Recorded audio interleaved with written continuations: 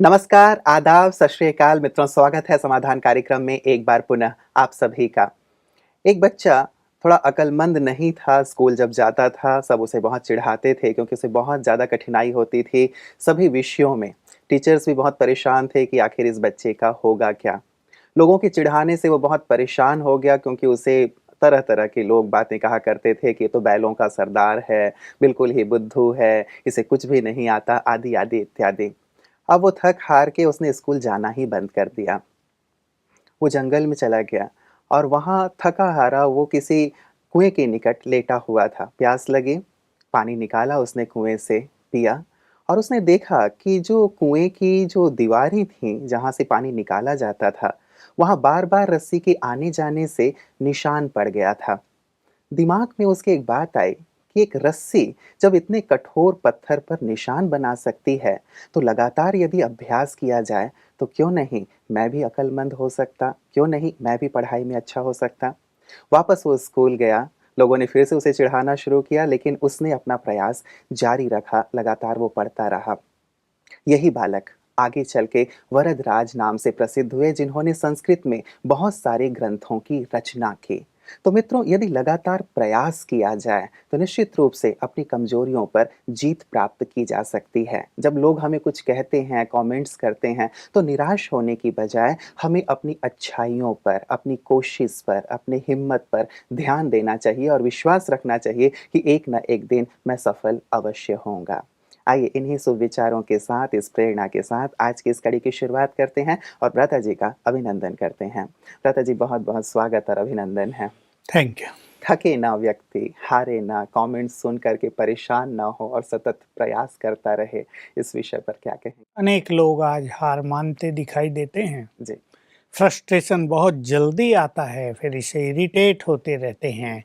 लोग मुझे ये बोलते हैं या कई लोगों को ये डर रहता है लोग क्या कहेंगे। हुँ, हुँ। लोग बोलते हैं और लोग क्या बोलेंगे, ये दोनों विचार मनुष्य को परेशान करते रहते हैं।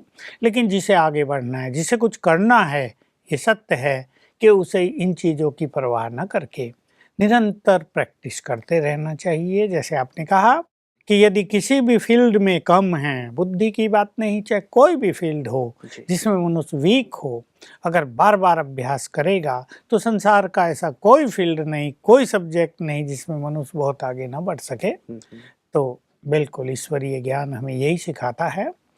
ईश्वरीय ज्ञान पर चलने वालों के लिए तो अनेक बाधाएं उन्हें पार करनी पड़ती है, क्योंकि एकाग्रता स्वयं में ही एक ऐसा विषय है जिसको भंग करने वाली अनेक चीजें आती हैं।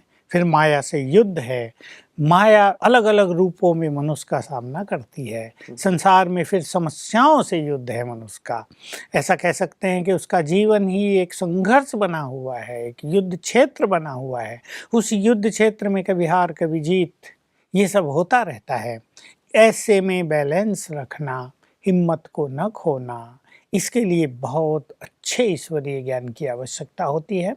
ज्ञान के बिना मनुष्य स्वयं को स्टेबल नहीं कर पाता, क्योंकि संसार में बहुत कम ऐसे लोग मिलेंगे जो दूसरों को प्रोत्साहन देंगे। अन्यथा अधिक लोग ऐसे मिलेंगे जो दूसरों को गिराने की भावना रखेंगे। हुँ। बात भी करेंगे तो ऐसी करेंगे ऊपर ऊपर की, आंतरिक रूप से कोई किसी को सहयोग नहीं दे ज़्यादातर रहा है। इसीलिए शायद हम लोग बहुत पहले भ्राता जी, आपको याद होगा, शाबाश क्रिया की बात किया करते थे कि हाँ, अपने आप को ही शाबाशी दे हाँ, दो कि शाबाश दूसरा तुम नहीं बहुत अच्छे देता तो हम हो, ही मैं दे ही लें अपने शाबाशी को। दे दूँ। तो वास्तव में इसमें ज्ञान हमें बहुत ज़्यादा मदद करता है। जी। इसलिए राजयोग के पथ पर चलने के लिए हुँ, जो हुँ। संपूर्ण ज्ञान है, जिसमें हमारे विचार बहुत विशाल हो जाते हैं, हुँ, उसकी बहुत आवश्यकता है, क्योंकि हमारे चारों ओर इस समय माहौल दूसरे तरह का है। जी। कलयुग का घोर प्रभाव चारों ओर दिखाई दे रहा है।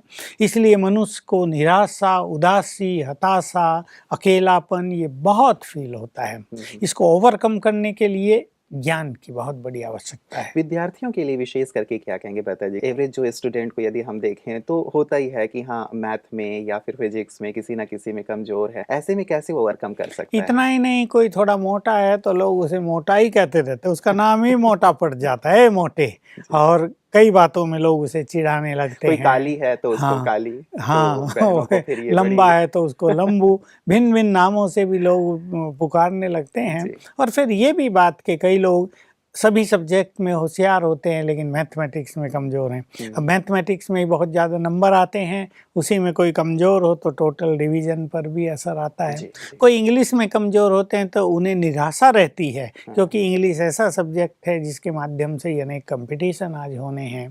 तो ये ऐसी चीज़ें हैं जो मनुष्य को रोकती हैं, परंतु वही बात कि जिस एक सब्जेक्ट में हम कमज़ोर हैं उस पे हमें फोकस तो ज़्यादा करना चाहिए, लेकिन एक सबकॉन्शियस माइंड की प्रैक्टिस मैं सभी विद्यार्थियों के लिए रखना चाहता हूँ, जिससे उनके अंदर जो सोया हुआ विवेक है वो जगता है। कई विद्यार्थी देखे वो बहुत होशियार हैं लेकिन एक सब्जेक्ट में वीक हैं, तो बुद्धिमान तो वो हैं लेकिन एक सब्जेक्ट में उनकी बुद्धिमानी काम नहीं कर रही। तो सवेरे उठ के क्या करना चाहिए, जैसे ही आँख खुले तो पहला संकल्प देना चाहिए, मैं बुद्धिमान हूँ। 3 बार याद करें बहुत गहराई से, मैं बुद्धिमान हूँ। इसमें ईगो नहीं, ईगो लेस होकर मैं बुद्धिमान हूँ। और फिर उस सब्जेक्ट की ओर अटेंशन देते हुए, मान लो इंग्लिश है, मैं इंग्लिश में भी बहुत होशियार हूँ, मैं इंग्लिश में भी बहुत होशियार हूँ, मेरी इंग्लिश भी बहुत अच्छी है, आई एन्जॉय दिस सब्जेक्ट। ऐसा 4-5 बार करेंगे तो बुद्धि की शक्ति जो इंग्लिश की तरफ कार्य नहीं कर रही, एक्टिव नहीं है, वो उस तरफ डाइवर्ट हो जाएगी और बहुत जल्दी उसको महसूस होगा, इंग्लिश में उसको रुचि पैदा होने लगी, जो चीज़ें उसको समझ में नहीं आती वो समझ में आने लगी और ये सब्जेक्ट सहज हो गया। ये तो बहुत अच्छी बात ब्रदर जी आपने बताई, क्योंकि कुछ दिन पहले ही मधुमती बहेरा ने फ़ोन किया था और वो कह रही थी पीएमटी की वो तैयारी कर रही हैं, अभी आने वाले समय में उनका एग्ज़ाम है। तो कह रही थी सभी सब्जेक्ट तो अच्छे हैं, बस ये फ़िज़िक्स जो है उसमें मेरे मार्क्स लगातार पुअर आ रहे हैं। तो शायद इस प्रकार के अभ्यास करने से बिल्कुल उसे यही अच्छा हो अभ्यास जाएगा। करना चाहिए और ये संकल्प बिल्कुल हटा देना होगा कि मैं कमज़ोर हूँ तो शायद कमज़ोर ही रहूँगी। नहीं, ये आज कमज़ोर हैं कल बुद्धिमान हो जाएंगे, जैसे बहुत सारे महापुरुषों की ऐसी कहानी है जो आगे चल के बहुत प्रसिद्ध हो गए। तो यही कि मैं बुद्धिमान हूँ और आई एन्जॉय फिजिक्स, फिजिक्स मुझे बहुत अच्छा लगता है, फिजिक्स तो मेरा इंटरेस्टिंग सब्जेक्ट है और मैं फिजिक्स में बहुत परफेक्ट हूँ, मैं फिजिक्स में बहुत परफेक्ट हूँ। ऐसे संकल्प रोज सवेरे उठते ही करने से सबकॉन्शियस माइंड इन्हें स्वीकार कर लेता है और फिर सबकॉन्शियस माइंड की शक्ति बुद्धि की उस कैपेबिलिटी को उस ओर डाइवर्ट कर देगी जिधर का हमने उसको कमांड दिया है। बिल्कुल। तो रता जी, इजी हो मुझे जाएगा। एक बात आपकी बात से याद आ रही है, मेरा एक मित्र था, वो केमिस्ट्री में बहुत वीक था और लगातार उसके पुअर मार्क्स आते थे और कभी किसी स्टूडेंट ने बहुत ही भद्दा सा कमेंट कर दिया उसको इस विषय को लेके। तो उसने ठान ली और देखा गया कि अगले कुछ वर्षों में केमिस्ट्री में वो 100 पे 100 आउट ऑफ 100 लाया करता था। तो ये रियली एक बहुत बड़ी चमत्कार की बात थी, तो आवश्यकता शायद इसी विश्वास की तो है। बुद्धि में शक्तियाँ पूरी हैं, लेकिन उस तरफ हमने उसको लगाया हुआ नहीं है। मान लो पहले ही हमने एक विचार दे दिया, अरे केमिस्ट्री इक्वेशन से याद करना ये वो रटना है तो बड़ा मुश्किल काम है, तो एक इंटरेस्ट उससे चला गया, तो बुद्धि की शक्ति जो उस तरफ यूज होनी थी वो रुक गई। पहली चीज़ होती है हम उस सब्जेक्ट के लिए इंटरेस्ट क्रिएट करें अपने मन में और फिर ये संकल्प करें कि ये बिल्कुल इजी है and I will enjoy this subject. तो हमारी बहुत सारी शक्तियाँ उधर काम करने लगेंगी और बुद्धि उधर बिल्कुल परफेक्टली चली जाएगी और थोड़े दिन के अभ्यास से। फिर दूसरी बात है मेहनत, बहुत अच्छा अभ्यास, बहुत अच्छी मेहनत विश्वास के साथ करेंगे तो किसी भी सब्जेक्ट में हम बहुत अच्छा कर सकते हैं। और बेहतर जी, जैसे मैंने ये केस रखी तो इसमें मुझे लगता है कि शायद मेरे उस फ्रेंड ने एक चैलेंज के रूप में इसे ले लिया था। तो जब ऐसी कोई कमजोरी को हम चैलेंज के रूप में भी ले लेते हैं तो शायद हमारी आंतरिक शक्तियां, जिसे आप सबकॉन्शियस माइंड की पावर कहते हैं, शायद उस दिशा में लग जाती हैं। बिल्कुल यही कि मान लो कोई व्यक्ति एक सब्जेक्ट में वीक है और उसने अपने अंतर में समा लिया मैं इसमें वीक हूँ, तो जैसे ऐसा कर दिया है मैं इसमें वीक हूँ और वीक ही रहूंगा। जैसे कई लोग ये कहते हैं कि अंग्रेजी हमें आती नहीं और हमें आएगी भी नहीं। तो उस तरफ से तो अंग्रेजों की भाषा पता नहीं है भारत वालों ने क्यों इसको एडॉप्ट कर लिया है, फालतू हमारा टाइम वेस्ट हो रहा है। हिंदी में काम नहीं हो सकते क्या? रसियन वाले रसियन में काम कर रहे, जर्मन वाले जर्मन में, फ्रेंच वाले फ्रेंच में। इन भारत वालों को पता नहीं क्या पड़ी थी कि अपनी हिंदी छोड़ के अंग्रेज चले गए, उनकी अंग्रेजी को पकड़ के रखा है। तो ऐसा विचार करके के जी, जी। अपने सबकॉन्शियस माइंड से रिजेक्ट कर रहे हैं, हुँ। नो इंग्लिश, तो बुद्धि की शक्ति भी उस ओर काम नहीं कर रही है। जी। तो इसमें ये चेंज लानी बहुत आवश्यक है। बिल्कुल। भ्राता जी, ऐसे ही कुछ स्टूडेंट्स के हमारे पास मेल आए हुए हैं। इसमें से पहले वृंदा ने हमें भेजा है, ये कहती है, ओम शांति, I am not able to complete my full paper because of my speed is slow. Please give me some tips. बहुत धीरे-धीरे लिख पाती होंगी तो शायद पूरा नहीं कर पाती देखिए, हैं। ये तो प्रैक्टिस की बात है। जी, उनको एक पैरा चुन लेना है, मान लो 10 लाइन इन्हें चुन लेनी है जी। और ये उसे लिखे। हुँ, हुँ। और पहले दिन अगर ये देखे कि 10 लाइन वो 10 मिनट में लिख रही है, हुँ, हुँ। तो उसको लक्ष्य रखना है कि मुझे 4-5 दिन में 9 मिनट पर आना है। जी। थोड़ी-सी स्पीड बढ़ाएगी। टेंशन न लाए मन में कि जल्दी-जल्दी लिखना, जल्दी लिखने से हैंडराइटिंग बिगड़ सकता है, हुँ, हुँ। शब्दों में कुछ मिस्टेक हो सकती है, लेकिन बहुत धैर्यवत थोड़ी-सी संकल्प करें, मन में ये थॉट देंगी तो हाथों की स्पीड बढ़ जाएगी। तो 1 हफ्ते में लक्ष्य बना ले कि 9 मिनट पे लाना है, हुँ, फिर हुँ। अगले 1 हफ्ते में कि 8 मिनट में मुझे ये कंप्लीट करना है, और इस तरह वो 7 मिनट, 6 मिनट, 5 मिनट तक ला सकती हैं। हुँ, हुँ। तो धीरे-धीरे प्रैक्टिस करने से ये अपनी स्पीड बढ़ा सकती, नहीं तो उसकी सारी बुद्धिमानी, उसकी सारी जो प्रैक्टिस है, जी, मेहनत है, जी। वो इस एक कमज़ोरी के कारण असफल हो जाएगी। बिल्कुल। इसको तो उसको बढ़ाना ही क्योंकि एक चाहिए। टाइम लिमिट तो होता है हाँ, हर एक में, बिल्कुल, 3 बिल्कुल। घंटे मतलब 3 घंटे, हाँ, उसमें आप जितना कर सकते हैं, और ये राइट। स्पीड की बात आती है। हाँ। पता जी, चलिए, प्रैक्टिस तो एक बहुत ज़रूरी है। क्या कुछ, जैसे आप हमेशा अभ्यास बताते हैं, ऐसा भी कुछ अभ्यास हो सकता है जिससे कि हाँ, स्पीड बढ़ाई जा सकती है? सबकॉन्शियस माइंड में ये थॉट्स भी सवेरे उठते ही इन्हें भर देना चाहिए, हुँ, हुँ। मैं मास्टर ऑलमाइटी हूँ और मेरी स्पीड बहुत अच्छी है। हुँ, कुछ संकल्प दे दे, जैसे ऐसे ही हमने कहा कि 10 लाइनों को लिखने में 10 मिनट लगते हैं, कि मैं मास्टर सर्वशक्तिवान हूँ, अब ये 10 लाइन मैं 8 मिनट में लिखूँगी। हुँ। आज ये 10 लाइन मैं 8 मिनट में लिखने में सफल होंगी। जी। फिर 2-4 दिन के बाद इसे रिड्यूस करें हुँ, और इसको 5 मिनट तक लाएँ, हुँ, हुँ। तो इसकी मदद भी इनको बहुत ज़्यादा मिल मिल जाएगी। जाएगी। चलिए, वृंदा जी को हम अपनी शुभकामनाएँ देंगे, भ्राता जी, कि अच्छे से अच्छे अपने कंप्लीट जो पेपर लिखना है, इनको कंप्लीट लिख पाएँ और अपनी स्पीड को अच्छी बना पाएँ। भ्राता जी, अगला मेल हमारे पास आभा जैन जी का आया है और ये कहती हैं कि भ्राता जी प्रणाम, मैं लगातार आपका प्रोग्राम देखती हूँ और पीस ऑफ माइंड चैनल में भी जितने प्रोग्राम आते हैं, उन्हें मैं देखती हूँ, और आप जो भी सुझाव देते हैं, समाधान देते हैं, उन पर मुझे बहुत ही गहरा विश्वास है। मेरा 12 साल का बेटा है, उसे डिस्लेक्सिक प्रॉब्लम है और इसमें वो पढ़ने में अपने आप को असमर्थ महसूस करता है। ये ऐसी प्रॉब्लम रहता है जी जिसमें पढ़ने में थोड़ी-सी मतलब प्रॉब्लम होती है, उच्चारण में थोड़ी-सी प्रॉब्लम होती है। तो ये कह रही हैं कि हम दोनों इस पे बहुत ज़्यादा वर्क कर रहे हैं, मैं और मेरा बेटा, लेकिन जितनी सफलता मिलनी चाहिए उतनी सफलता नहीं मिल पा रही है। क्या राजयोग मेडिटेशन इसमें मेरे पुत्र की मदद कर सकता है? क्या ये कंप्लीटली इस प्रॉब्लम से मुक्त हो सकता है? वो अच्छी तरह से राजयोग का अभ्यास भी करता है, लेकिन जब मैं उस पर चिल्लाती हूँ तब। किस प्रकार से इस समस्या का समाधान किया जा सकता है? हुँ। ये आभा जैन जी हैं। देखिए, इनको जानना चाहिए कि राजयोग को कराने के लिए चिल्लाने की तो ज़रूरत नहीं, बहुत प्यार से ये जी, उसे मोटिवेट करेंगे, और अभी वैसे भी बल्कि 12 साल का हाँ, है। ये करेंगी कि बेटा तुम्हारी ये तुम 10 मिनट मेडिटेशन करो तो तुम अच्छे हो जाओगे, हुँ, ये हुँ। प्रॉब्लम तुम्हारी पूरी हो जाएगी, चाहे उच्चारण की हो, चाहे अंडरस्टैंडिंग की हो। जी। तो इसमें बच्चे को योग करने के अलावा माताजी इनके लिए 1 घंटा रोज़ योग करें 21 दिन तक। हुँ, हुँ। इसमें क्या होता है कि जो कुछ मनुष्य के साथ हो रहा है, वो उसके पूर्व जन्मों के किसी न किसी कर्मिक अकाउंट का परिणाम होता है। हुँ। यदि उसको हम क्लीन कर दें, तो कई चीज़ें ठीक होने लगती हैं। इसलिए अगर माताजी अपने बच्चे के लिए बस उसे संकल्प करना कि मेरा ये योग अभ्यास इस आत्मा के लिए, हुँ। तो 1 घंटा रोज़ रेगुलर एक टाइम फिक्स करके वो योग अभ्यास करेंगी इसके लिए, और 2 स्वमान उससे पहले याद करेंगी, मैं मास्टर सर्वशक्तिवान हूँ, सफलता मेरा जन्म सिद्ध अधिकार है। फिर जिस बच्चे को आत्मा देखेंगी तो ये योग की शक्ति उसको चली जाएगी। हुँ, और इन्हीं को 2 कार्य और करने हैं। एक तो बच्चे को पानी चार्ज करके देना है हमेशा ही। हुँ। इसी संकल्प से मैं मास्टर सर्वशक्तिवान हूँ, 7 बार ये संकल्प करके पानी पर, जी।